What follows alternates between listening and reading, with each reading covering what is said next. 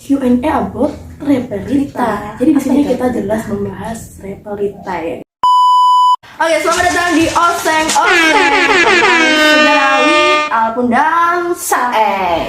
Oke, bersama saya Kusnia Wina, di samping saya Atika Tasabila di channel Alpun Kusnia dengan 41 sejarah sekarang juga Anda yang menonton silahkan subscribe channel saya. 1, 2, 3. Oke, terima kasih. Jadi di video ini kita akan membahas atau menjawab pertanyaan-pertanyaan dari netizen ya mengenai Q&A yang sudah kita buat di SG saya kemarin ya guys ya. Dan Q&A-nya adalah tentang about Repelita. Jadi ternyata masih banyak teman-teman yang nggak tahu apa itu Repelita ya guys ya. Oke, dan perlu kalian tahu juga ya, jawaban yang kita jawab untuk pertanyaan-pertanyaan netizen ini berdasarkan hasil diskusi kelompok kita ya kan ya. Jadi kelompok 6. Jadi di kelompok 6 ini ada saya sendiri dan juga rekan saya ini. Kemudian ada Kak Ginarti ya, tapi mohon maaf tidak bisa hadir kali ini ya, dikarenakan sedang keluar kota. Yes. Kemudian siapa lagi Kak? ada Kak Febriana Putri juga bisa ada hadir. halangan karena tidak bisa hadir. Tidak bisa kita jawab kenapa ya, Dan tidak bisa. Yang paling cantik adalah Mas Dimas Ya, Dimas Rofi. Ini tidak bisa hadir karena sedang belajar di rumah. Dan rumah juga jauh ya guys. Jadi kita tidak mungkin memaksa datang ke sini. Jadi kita perwakilan, yes. Oke, kami mewakili kelompok 6 ya. Oke, langsung saja ke pertanyaan yang pertama, yaitu dari siapa Kak? Dari Kak siapa ini? Rahmadani TR. Halo Kak Rahmadani TR. Hai Kak. Jadi kita akan menjawab pertanyaan dari Kak Rahmadani. Pertanyaan adalah Lagi bahas apa sih? Padahal di Q&A-nya tuh udah ada tulisan loh Kak ya. Q&A about Repelita. Jadi di sini kita jelas membahas Repelita ya guys ya. Jadi ya Kak Rahmadani Lestari atau Kak Rahmadani TR ya. Jawabannya dari pertanyaan Kakak adalah kita sedang bahas Repelita. Oke, Repelita. Oke, next. Pertanyaan kedua. Yang selanjutnya adalah dari Kak siapa ini? @jaimo_3. Kak Jaimo, siapa Kak Jaimo itu guys? Saya tidak kenal ya. Oke, Kita jawab selanjutnya saja pertanyaannya. pertanyaan adalah Repelita itu apa ya Kak? Mohon dijelasin. Oke, Repelita itu Pak. Jadi Repelita itu adalah rencana pembangunan 5 tahun ya. Jadi Repelita itu sebuah program pembangunan yang dibuat oleh Pak Soeharto ya guys ya. Semasa menjabat sebagai presiden di Indonesia. Ya, singkatnya seperti itu ya. Seperti itu ya guys ya. Intinya seperti itu. Oke. Semoga jelas ya Kak ya. Kak siapa namanya tadi? Jaimo. Oke. Itu kayak jawabannya. Terima kasih sudah bertanya ya. Next, pertanyaan ketiga. Selanjutnya ada dari Kak @45. Pertanyaan adalah Ya bisa dibaca Kak, ini banyak banget kayaknya. Repelita punya tujuan nggak ya? Kalau ada tujuannya apa? Oh my god, ini luar biasa sih pertanyaannya. Jadi setiap kegiatan pasti ada tujuannya ya guys ya. Jadi tadi pertanyaannya Repelita punya tujuan nggak ya? Jelasnya punya dong ya. Jadi Repelita tuh ada banyak periode sih sebenarnya. Cuman siap periode ya pasti punya tujuan masing-masing. Cuman ada satu poin utama, tujuan dari Repelita ini sebenarnya untuk pembangunan infrastruktur di Indonesia. Jadi intinya seperti itu ya Kak ya. Oke, mungkin itu saja. Next, langsung ke pertanyaan yang keempat. Yang keempat ada dari Kak Buni Asri underscore ya. Yang keempat. Oke. Emang kejadiannya pas tahun berapa ya? Kok aku nggak tahu? Jelas nggak tahu ya Kak. Ini kabelnya ya, yang jelas Anda nggak tahu karena kejadiannya itu cukup Panjang. lama Sudah sekali lama. ya, sebelum kita lahir mungkin ya. Jauh. Jadi Repelita itu ada 6 periode ya. Yang pertama itu pada tahun 1169 sampai 1974. Kemudian Repelita yang kedua itu pada tahun 1169 sampai 1979. Kemudian Repelita yang ketiga itu lanjutannya ya dari 1979 sampai 1984 ya. Ya. Kemudian Repelita kelima tahun 1984 sampai 1900. Maaf, salah. 1989. Iya, 84 dong. 89. 84 dong. Yang kelima. Yang kelima. Kita kan baru keempat Kak. oh iya. Yang keempat itu Iya deh. ya maaf ya. Maaf, Jadi maaf. yang keempat itu 1984 sampai 1989 dan yang kelima masih ada 6 sih. Yang kelima 1189 sampai 1994 dan yang terakhir ini ya dari yang keenam ya dari 1994 sampai tidak selesai ternyata guys ya. Jadi nggak ada ujungnya ya guys. Ya. Jadi gitu. Jika masih kurang jelas ya, nanti jawabannya kita tulis di sini. Biar jelas ya. Ada subtitlenya, tenang aja ya. Kak, siapa tadi Kak Buni ya? Terima kasih saja pertanyaannya Kak ya. Oke, next ya. Yang selanjutnya ada dari Kak Devta Apa ya? Zahra. Ya, intinya Zahra. begitu ya. Yang kelima ya Kak ya. Repelita ada berapa periode sih Kak? Seperti yang dijelaskan tadi, Repelita ada 6 periode. Jadi ada 6 periode ya guys ya. Kan nyambung sama pernyataan tadi. Wah, ternyata pertanyaannya cukup menarik ya, sangat menyambung gitu guys ya. Next. Oke, yang terakhir belum deh. Belum. Yang keenam. Oke, dari Kak Lika Ranges underscore. Lika.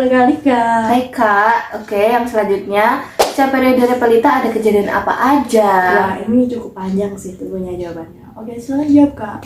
Oke, Repelita pertama itu mulai dilaksanakan pada tanggal 1 April tahun 1969 semasa Pak Soeharto memimpin sebagai Presiden Republik Indonesia. Beliau membentuk Kabinet Pembangunan setelah Kabinet Ampera berakhir. Oke, selanjutnya Kabinet Ampera sendiri adalah kabinet yang dibentuk oleh Presiden Presiden Soekarno, namun dijalankan oleh Pak Soeharto.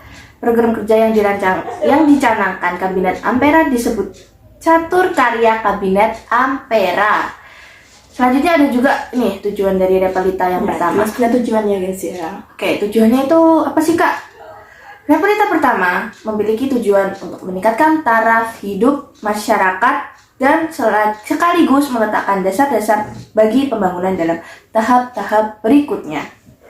Kemudian, sasaran yang hendak dicapai dalam Repelita pertama ini adalah sandang, pangan, perbaikan prasarana, perumahan rakyat, perluasan lapangan kerja, dan kesejahteraan rohani. Selama program ini berjalan sampai 31 Maret 1974, secara keseluruhan Repelita 1 atau Repelita pertama berhasil dilaksanakan sesuai dengan target yang ingin dicapai. Oke, jadi kesimpulannya, jadi Repelita pertama ini sukses ya guys ya. Nah, Panjang ya guys ya.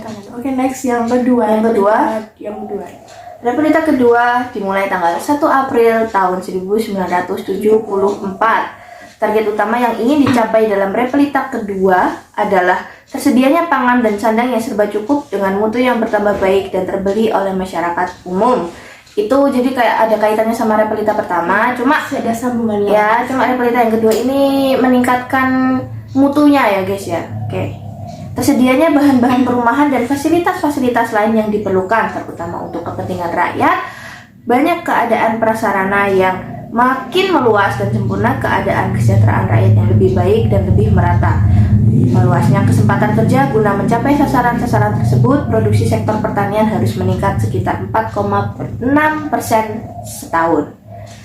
Oke, yang selanjutnya masih pada Repelita kedua. Kemudian sektor industri sekitar 13%, tambangan 10,1%, perhubungan 10%, bangunan sekitar 9,2%, dan sektor-sektor lain sekitar 7,7%. Dengan laju pertumbuhan seperti itu akan tercapai perubahan struktur ekonomi Indonesia yang akan menjadi landasan kuat bagi pelaksanaan pembangunan. Secara keseluruhan, Repelita 2 berhasil dilaksanakan meskipun banyak tantangan yang harus dihadapi. Salah satunya adalah inflasi. Kemajuan yang paling pesat terlihat dalam Repelita kedua ada di bidang pendidikan, baik dalam hal pembangunan sekolah, pengangkatan guru, penyediaan buku belajar, dan peningkatan mutu pendidikan. Keren banget sih guys ya. Oke. Biasa sih, luar biasa. Oke, next masih ada ya. Oke, silakan Kak Alfon dari nomor berapa ini? Nomor 3. Repelita yang ketiga. Jadi ini Repelita yang ketiga ya. Kita sambil banyak jadi soalnya kan ini hasil diskusi. Iya, hasil diskusi. Jangan sampai ada yang salah gitu. Oke, Repelita yang ketiga ini dimulai pada tanggal 1 April juga nih guys. Tapi pada tahun 1979. Jadi ternyata Repelita ketiga ini masih sama seperti Repelita 1 dan 2. Dan dalam Repelita ketiga ini ada pembangunan yang dilakukan berlandaskan pada trilogi pembangunan dengan tekanan pada segi pemerataan.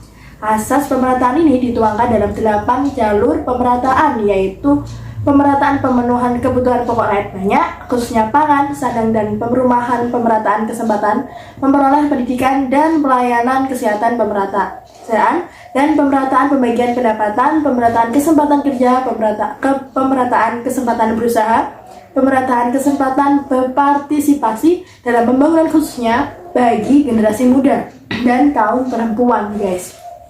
Dan pemerataan penyebaran pembangunan di seluruh wilayah tanah air, pemerataan memperoleh keadilan selama program berjalan sampai 31 Maret 1984. Repelita I3 ini secara keseluruhan berhasil mencapai tujuannya. Jadi Repelita 3 ini berhasil ya kayak.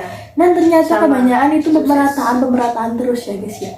Oke, kemudian di Repelita ini pemasaran komoditas perdagangan yang semula ke Eropa dan Amerika Serikat dapat diperluas hingga ke kawasan Asia dan Asia Pasifik. Jadi ternyata luar biasa juga ya Repelita ini. Oke, next Repelita yang keempat ya.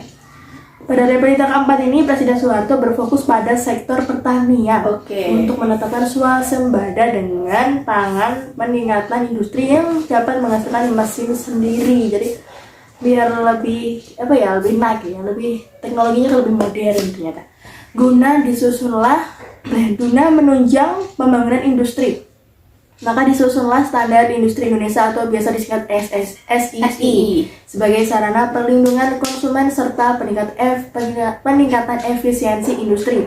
Selama Repelita keempat ini, industri logam dasar dan mesin yang merupakan industri berskala besar dikembangkan untuk menyiapkan pembangunan sektor industri. Jadi berfokus ke pertanian dan sektor industri ya guys ya.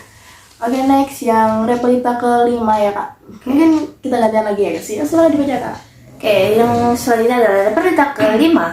Pada Repelita 5 ini, Presiden Soeharto masih berfokus pada usaha sektor pertanian. Jadi ada sangkut pautnya sama masih nyangkut terus ya Repelita keempat. Nyangkut. Oke. Usaha sektor pertanian seperti memantapkan swasembada dengan meningkatkan produksi pertanian, menyerap tenaga kerja yang ada, mampu menghasilkan mesin-mesin sendiri. Dalam Repelita 5, kondisi ekonomi di Indonesia sudah sangat membaik. Oke, jadi itu dampak baiknya dari Repelita kelima ya guys ya. Di mana pertumbuhan ekonomi mencapai 6,8%. Oke, yang selanjutnya ini yang terakhir ya. Repelita ke-6. Dari tahun 1994 sampai tidak selesai. Maksudnya tidak selesai ini mungkin itu ya kayak tidak ada ujungnya. Oh gitu ya, kayak perlu digarisbawahi. Ya, Repelita ke-6 dimulai tanggal 1 April 1994. Repelita ke-6 berfokus pada sektor ekonomi yang berkaitan dengan industri dan pertanian. Selain itu, Presiden Soeharto juga meningkatkan kualitas sumber daya manusia sebagai pendukungnya. Jadi lanjut ke peningkatan SDA ya guys ya. SDM ya guys, sumber daya manusia. Oke. Jadi mungkin itu ya kak. Tadi sebenarnya Kak Lika. Oke, Kak Jadi Lika. itu jawabannya Kak Lika. Nah, next Ini yang terakhir ya. Terakhir ini. Jadi siapa Kak nih? Imron_ATH. Oh, Imron ATH. Oh, mungkin Kak Nabil mungkin ya. Oke, hai Kak Nabil, terima kasih sudah bertanya di CNN kita. Oke. Apa pertanyaan Kak? Pertanyaannya yaitu apa dampaknya guys? Ada dampaknya nggak sih dari Repelita Ada ini? dong, pastinya ada ya guys ya. Dampaknya tuh pasti ada yang positif juga ada yang negatif. Coba kita apa nih jawabannya hasil diskusi kita ya. Kita lihat dulu. Oke, jadi dampak Repelita itu ada 3. Oh, jadi masing-masing mungkin atau bagaimana Kak? Iya kayaknya. Kita baca dulu lah ya. Oke, kita baca dulu ya. Dampaknya. Dampak dari Repelita pertama dalam bidang pertanian. Repelita pertama memberikan dampak positif. Oke, positif nih guys. Tangan. Dengan meningkatnya sebagian besar hasil pertanian, beras naik rata-rata 4%. Setahun, produksi kayu khususnya kayu rimba naik rata-rata 37,4% setahun. Selain perkembangan yang semakin membaik di bidang pertanian, terdapat pula perkembangan yang kurang menggembirakan di bidang produksi umbi-umbian, kelapa, kopi, teh, dan kapas. Pada sektor perikanan memperlihatkan perkembangan yang menggembirakan. Ekspor lain ekspor ikan terutama udang naik rata-rata 62% per tahunnya. Dengan membaiknya iklim ekonomi di Indonesia menjadikan para penanam modal dalam negeri dan penanaman modal asing tertarik untuk menanamkan modalnya. Untuk sektor produksi industri terjadi peningkatan. Antara lain produksi semen mengalami kenaikan sebesar 51%. Wow, amazing. Industri tekstil mengalami kemajuan. Benang tenun meningkat dari 177.000 bal menjadi 247 bal. Sedangkan bahan tekstil meningkat dari 49,8 juta menjadi 920 juta meter. Pembangunan kesehatan dilakukan dengan membangun sarana kesehatan. Jumlah Balai Kesejahteraan Ibu dan Anak atau biasa disingkat dengan BKIA dalam tahun 1973 meningkat menjadi 6.801 buah. Jumlah puskesmas meningkat dari 1.227 buah dalam tahun 1969 menjadi 2.343 buah dalam tahun 1973. Oke. Keren. Selanjutnya ada dampak negatif ya. Ternyata ada dampak negatifnya guys ya. Wow. Dampak negatif dapat dilihat dari adanya dana atau anggaran yang dihabiskan demi berlangsungnya maupun terlaksananya repelita. Dana yang dipakai ada pula yang berasal dari kredit maupun reinvestasi dengan perusahaan asing. Di lain sisi, hal tersebut menjadikan Indonesia memiliki ketergantungan dengan pihak Jadi asing. punya kayak semacam jauh utang ya guys ya. Iya, Atau kayak jadi gitu. banyak yang terkuras nih buat Yes. membangun banyak sarana prasarana. Tapi luar biasa lah itu. Jadi cuma pasti ada dampaknya ya. Untungnya ada dampak positifnya. Setidaknya ada positifnya ya guys ya. Oke, kita lihat saja sisi baiknya. Oke, Oke, next. selanjutnya Dampaknya yang kedua. Oke. Dari repelita yang kedua ya. Pada repelita kedua, pertumbuhan ekonomi rata-rata mencapai 7% per tahunnya. Pada masa awal pemerintahan Orde Baru tahun 1966, laju inflasi mencapai 650%. Pada masa akhir repelita 1, laju inflasi adalah 47%. Sedangkan dalam tahun keempat repelita 2 turun menjadi 9,5%. Pada sektor pertanian terdapat kenaikan yang mencolok antara lain pada kelapa sawit dan teh. Oke. Perkebunan Iya. gitu ya. Pada repelita kedua, pemerintah berhasil menekan laju inflasi yang tinggi, yang mana adanya inflasi tersebut menyebabkan adanya tingkat ketergantungan dengan asing yang tinggi. Oke, jadi kaitannya dengan yang tadi ya guys. Masih ada sambungannya terus ya guys ya. Untuk mensiasati kondisi seperti itu, pemerintah ingin mengurangi adanya ketergantungan tersebut dengan peningkatan kegiatan ekspor dan stabilan kegiatan ekonomi. Hasil dari kegiatan ekspor ke luar negeri membuahkan hasil untuk membayar segala macam dana pinjaman berupa kredit berjangka waktu panjang, sedang maupun pendek. Di bidang industri, produksi tekstil meningkat dari 900 juta menjadi 1,3 miliar meter. Wow. Indonesia yang dulunya mengimpor pupuk urea pada periode ini sudah mengekspor pupuk terutama ke negara-negara ASEAN, yaitu Asia Tenggara ya guys ya, karena ASEAN kan organisasi dari Asia Tenggara. Produksi semen menunjukkan kenaikan yang signifikan dari 900.000 ton menjadi 5 juta ton. Wow. Sehingga Indonesia bisa mengekspor semen ke luar negeri seperti Australia dan beberapa negara Eropa, juga negara-negara di ASEAN. Oke, jadi itu tadi dari dampak repelita kedua. Yang selanjutnya dampak repelita ketiga, Pak. Iya, ternyata banyak banget ya dampaknya. Oke, ternyata di repelita ketiga ini ada dampaknya, yaitu perekonomian pada periode ini ya, pada periode repelita ketiga masih sangat dipengaruhi oleh kebijaksanaan devaluasi November 1979, juga oleh resesi dunia yang sulit diramalkan kapan akan berakhir. Oke, kebijakan yang sifatnya mendukung kebijaksanaan November 1978 banyak dilakukan, khususnya yang bertujuan untuk memperlancar arus barang. Dalam periode ini, kebijaksanaan tersebut dilakukan pada Januari 1982. Intinya dari kebijaksanaan ini adalah memberi keringanan persyaratan kredit ekspor, penurunan biaya gudang serta biaya pelabuhan. Di samping itu, eksportir dibebaskan dari kewajiban menjual devisa yang diperolehnya dari hasil ekspor barang atau jasa kepada Bank Indonesia dari BI ya. Dengan perkataan lain, eksportir sekarang bebas memiliki devisa yang diperolehnya. Jadi nggak ada batasannya guys. Ya, gitu. Di bidang impor juga diberikan keringanan bea masuk dan BPN impor untuk barang-barang tertentu ya guys. Wah. Kemudian dalam rangka meningkatkan ekspor, Januari 1983, pemerintah memperlakukan kebijaksanaan imbal beli atau counter purchase di bidang penerimaan. Pemerintah menaikkan biaya fiskal ya keluar negeri dari 25.000 sampai menjadi 1.150 ya. Jadi 150 ya guys ya. Sementara itu dalam bidang perpajakan mulai diberlakukan pungutan atas dasar undang-undang pajak yang baru. Pertumbuhan perekonomian periode Pelita 3 dihambat oleh resesi dunia yang belum juga berakhir ya. Kenapa ya guys? Sementara itu nampak atas kecenderungan harga minyak yang semakin menurun khususnya pada tahun-tahun terakhir Pelita 3. Keadaan ini membuat posisi neraca pembayaran Indonesia semakin down ya, semakin buruk. Untuk mengatasi ancaman ini, juga dalam rangka peningkatan daya saing produk Indonesia, pemerintah memperlakukan devaluasi rupiah terhadap US dollar sebesar 27,6% pada 30 Maret 1983 menghadapi ekonomi dunia yang tidak menentu. Usaha pemerintah diarahkan untuk meningkatkan penerimaan pemerintah. Gimana ini maksudnya? Oh, diarahkan untuk meningkatkan penerimaan pemerintah baik dari penggalakan ekspor maupun pajak-pajak dalam negeri. Untuk itu, tanggal 31 Maret 1983, pemerintah memberlakukan kebijaksanaan bebas visa dari 26 negara yang berkunjung ke Indonesia. Kurang dari 2 bulan sih. Maksudnya, agar turis semakin tertarik mengunjungi Indonesia. Jadi Indonesia biar semakin ramai ya, selain jadi sosialnya ramai ya juga. Ternyata berpengaruh juga di pariwisata nggak juga? itu visa juga ya. Ada visa. Ya, mungkin itu saja yang bisa kita jawab ya dari dampaknya. Udah lagi ada lagi? Oh tidak ada, sudah. Kenapa Itu Kak? aja. Oke, jadi dari Rahma dan ITR, Jaya Muat 45, Bunyi Asri, apa ini? Devkarana, Devita begini. Devkarana dan Imran ATH. Terima kasih sudah bertanya, sudah mengirim pertanyaan-pertanyaan di Q&A kami ya. Oke, mungkin apabila ada kesalahan kita mohon maaf ya, karena itu namanya diskusi ya. Jadi jadi benar atau salah itu ya kita masih belum tahu ya. Ya semoga video ini bermanfaat ya buat kita semua yang nonton ya.